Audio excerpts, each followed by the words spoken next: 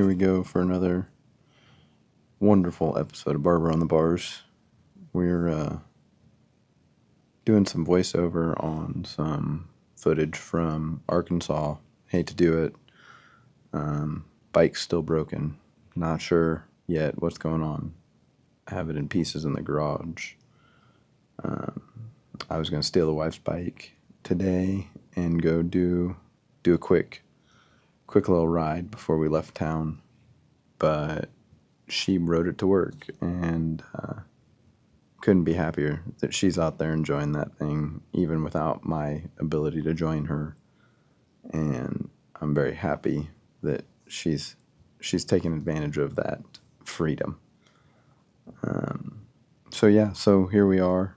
We're riding home. We're heading out of Eureka Springs on our way home on last Sunday, getting ready to, or 2 Sundays ago now. Man, time flies.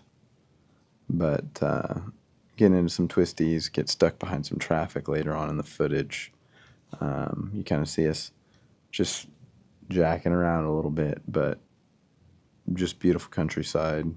And hopefully we have some interesting topic today. So I've recently shared a couple of posts on Facebook on my personal page. They popped across my feed, and I felt they were very worthwhile to share to the masses. And I'm going to read them off to you. Since we have the luxury, I planned on just kind of stopping at the lake and doing the same thing throughout the ride today, but this will work just as well. So one of them reads, underrated success principle. Charge more than you're comfortable charging. Price communicates value. Cheap attracts cheap. Premium attracts premium. Most people underprice from insecurity, not market reality. Your price teaches people how to value you. And then the other one reads, charging less won't get you more customers. It will bring you worse ones. And, we all know right now everybody is very price conscious. They're doing a lot of window shopping. They're putting a lot of things off that they maybe wouldn't have because things are expensive. It's not cheap to go to the grocery store. We have a family of 4, and we're lucky if we can go to any grocery store for groceries just for a couple of days worth of food, and get out of there for less than $100 today. It's insane. It is what it is. It's what we have, and we're going to keep dealing with it. But it's a struggle nonetheless. And with that, people are cutting things that aren't food expenses, right? Automotive repairs getting put off until, unfortunately, they get so bad that other things need to be replaced as well at the same time. Instead of just doing the maintenance when you hear the first squeak and getting it into the shop and having somebody look at it, you're putting it off. You're turning up the radio a little bit louder, whatever it is, right?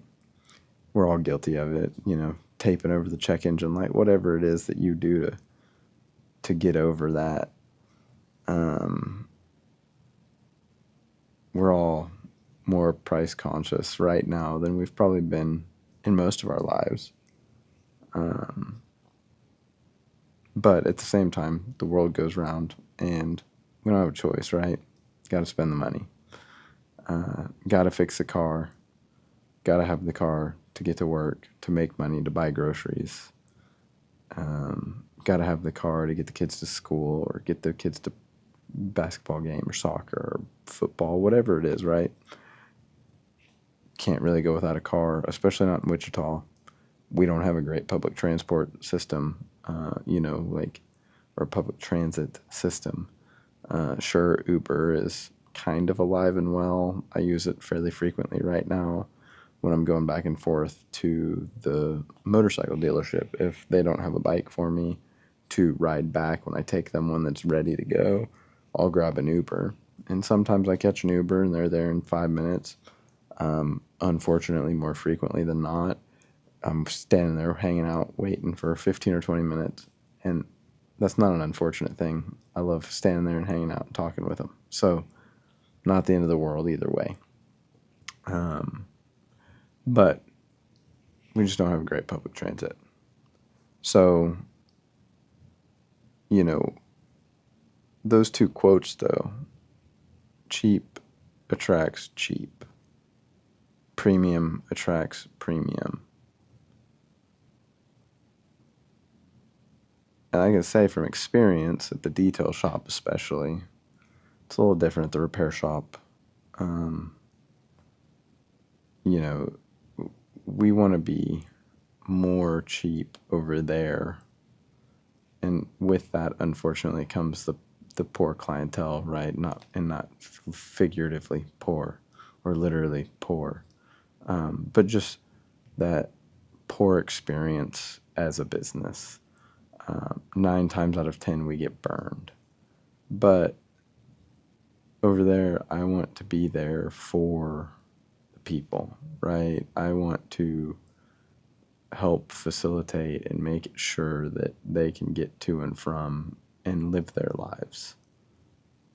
At the detail shop, though, it's wild. My best customers don't even, and it's almost insulting, or it was almost insulting to me, for them to not even look at the car when I was done. They just pay me and get in it and get on their way. They don't take the time to open the door and look at the interior if I did an interior. They don't walk around the car the way that I walk around the car after I polish it, ceramic coat it, or put paint protection film on it. They don't oogle it. It's not art to them like it is to me. And it was almost insulting for a long time. But what I realized was it's that premium attracts premium. And those customers bring me damn near perfectly clean cars. Arguably better condition when they bring it in than most of the cheap customers' cars leave in when I'm done performing a service, simply because of the condition that I was starting with, right? So I don't even take the time to look at it. And I'll never forget the first time my wife had that experience over at the detail shop. It was this year. And a gal's husband bought her a gift card for Christmas. And it was for an interior detail. He's a good customer of mine, fantastic customer of mine. I love him. He's a great person. We talk a lot. But he wanted to get her the gift of a clean car for Christmas last year, and she brought it in, I don't know, April, May, sometime, and we got it dialed in. And again, it was almost spotless when it walked in, or when it rolled in the shop. So it was a very easy job. The floor mats had some dirt in them. There was some pet hair in it. Whatever. Very, very minor. No dust, no dirt buildup, none of that, right? And she came in. I handed her the keys. We chatted for just a moment. And she had a meeting to get to. No big deal. She walked in there with her to look at the car, offered to back it out of the shop for her, but also offered to let her back it out so she didn't have to go out. I think it was raining, or it was oddly chilly that day. I don't remember exactly why, but offered to let her back it out. And she opened the driver's door, and my wife was standing there. She was the one that did most of the work on that car, because I was working on this coating or a PPF job or something else while I was in. And she opened the driver's door, put her bag in it, and then just hopped in, closed the door, waved as she was backing out of the shop. And my wife said she didn't even look at it. That was $350 interior detail. And she didn't even take 2 seconds to look at it. And it reminded me of all those times early on where I felt the same way. And it just kind of brought it full circle, right? Like, it just brought that sentiment back. And it's worth talking about, right? Like, everybody's afraid to raise their prices right now. Everybody's afraid to charge what they're worth. But everybody who doesn't charge what they're worth knows what I'm talking about.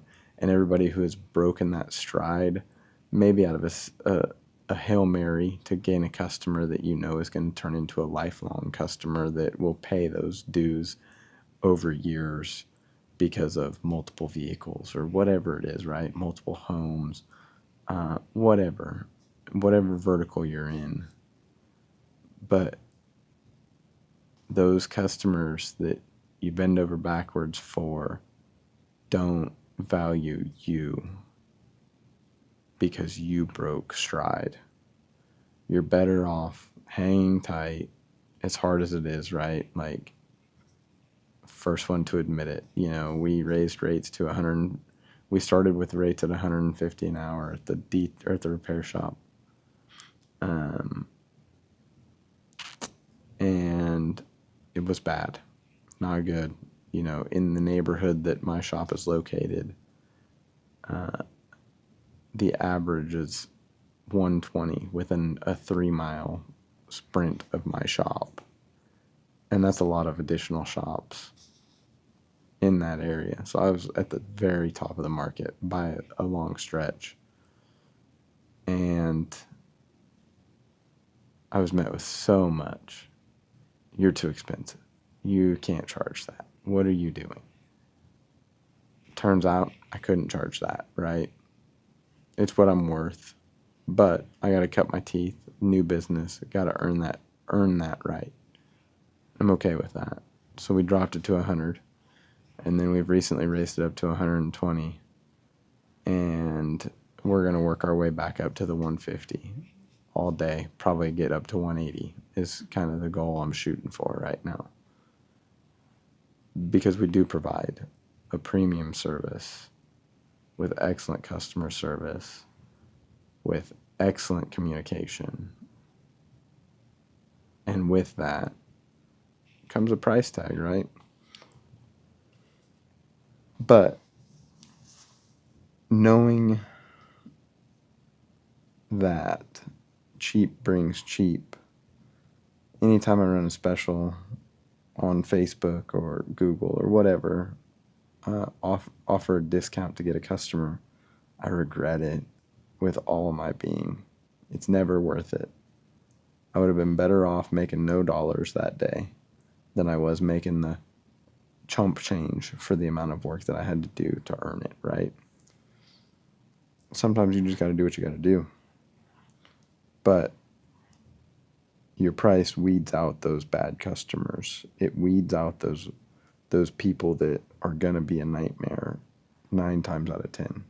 It's not foolproof, but 9 times out of 10, you're not going to deal with that customer that's absolutely atrocious to work with.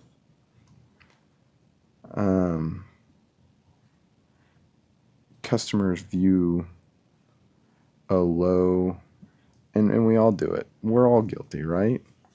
Do I want to buy Walmart brand, or do I want to buy big store brand, right? Like, do I want to get my wife a Walmart purse, or do I want to get her a Louis Vuitton or Prada or whatever? Insert expensive designer bag here. I don't know what they are. She's not into those things, so that's not a thing. But if I was buying my wife a purse, I wouldn't go get her a Walmart purse. Because she is worth more than that to me.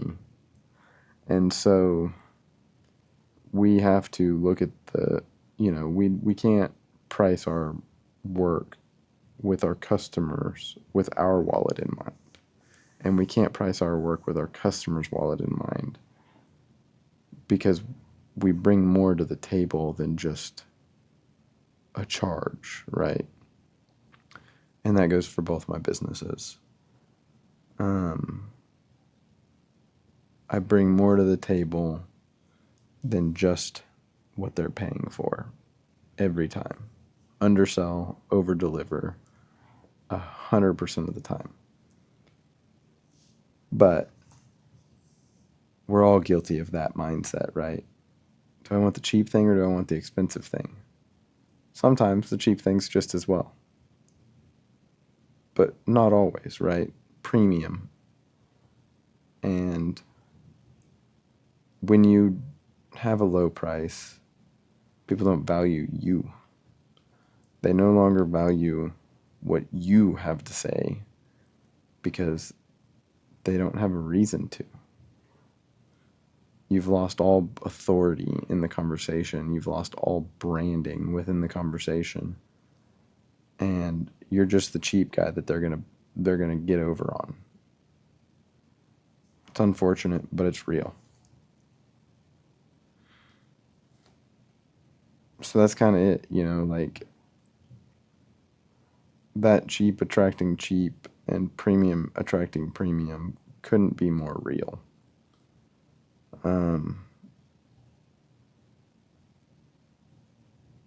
Your price absolutely determines your value. And as long as your work lines up with the price, and by work, the value you provide lines up with the price that you're charging, there's no reason that you should doubt yourself or what you charge. One of the things that drives me nuts is people don't walk into Walmart and ask for a discount on that box of cereal they're buying or that dozen eggs or whatever it is. But they're so quick to walk into a small business that supports their community and beg for a discount. And I'll never understand that mentality. I wholeheartedly believe in paying full price if I'm supporting a small business, because they earned it, and if they don't earn it, then I won't return. But I'll pay it happily the first time. It's I hate that it's so cut and dry, but it truly is just that cut and dry. Our value is purely determined on the price that we charge in the customer's eye, in the consumer's eye.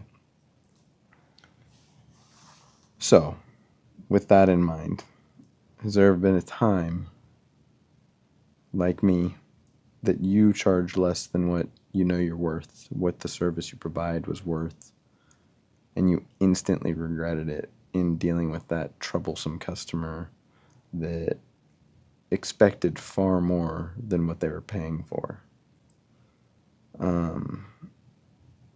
Have you ever been scared to raise your prices, increase the pricing that you charge?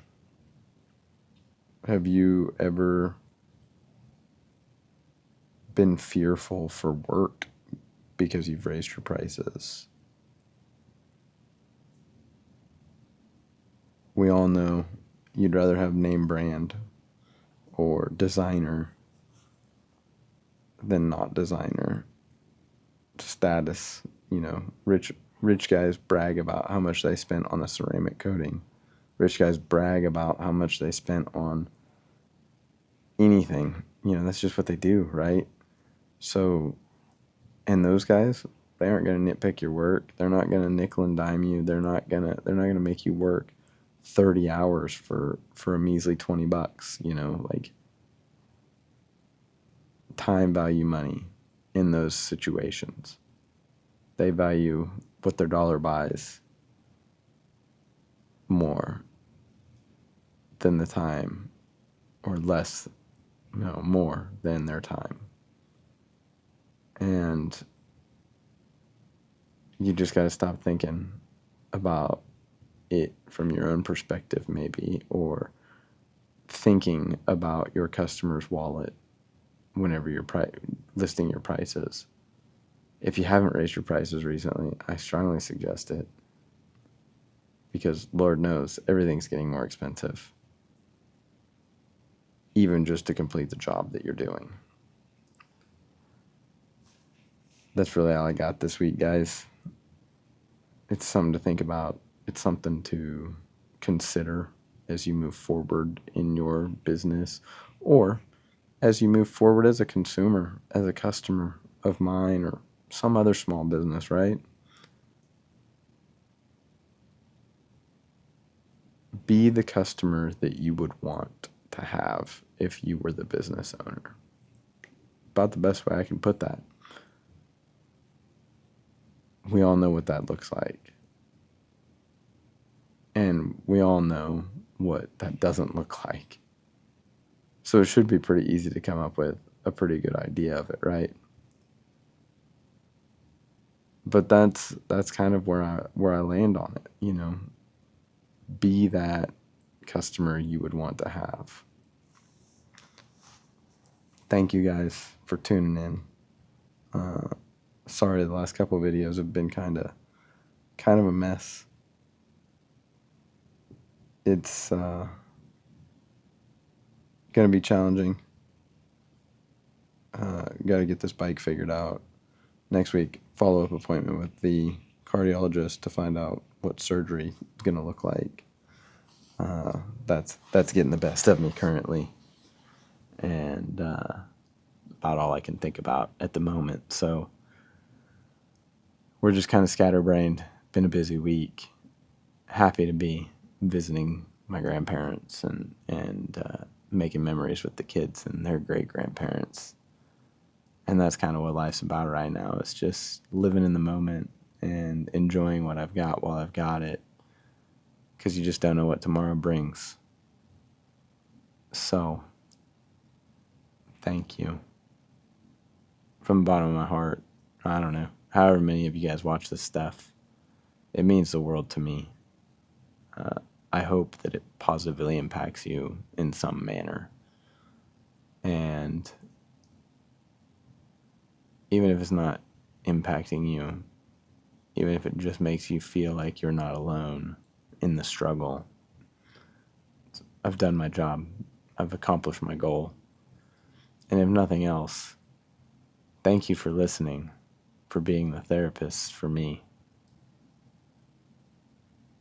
Because I feel better after every one of these. Because this is that place where I can go and talk without a response and just air out my thoughts, what's going on in my head that day.